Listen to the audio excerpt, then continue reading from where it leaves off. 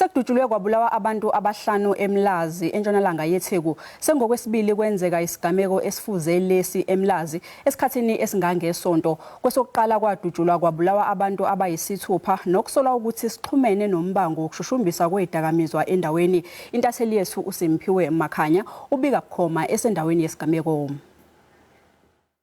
Ngibonge bese ngibingelele nakumbukele ekhaya impela ngisho ukuthi izindaba esizitholile namhlanje zithi ngekhathi zabo 8:30 izolo kusihlwa kugalele ngeke la ke amadoda ke abehlomi ezingovolo aqala adubula ke azozokhumbula ukuthi ke kulempela sonto esiphuma kuyona kusanda futhi ke kwenzeka isimo esithi asifane nalesi nalapho khona kudutshulwe kwabulawa ke abantu abayisithupha emphakathini wakwayu khona la elokishini laseMlazi. Lokhu ke sekholele ekutheni ke amalungu omphakathi lapha azwakalise ke ukushaqeka kwawo ngalezi gameko ezibukeka zilokhu zenzeka lapha emphakathini.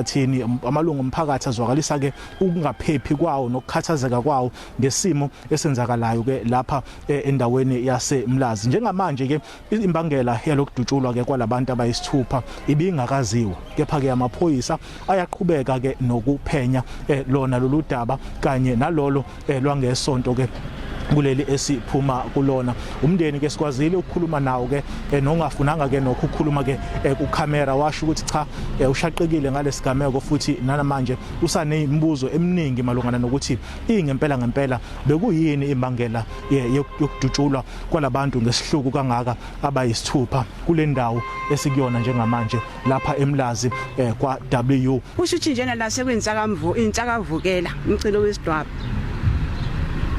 Ngicabanga ukuthi abantu abangakhuluma kangcono malana negameko zala abantu mhlambe abahlala la, mina angihlali lana, mina ngisuka le emakhaya ngisuka khona ngidizile lesi sidumo sengane.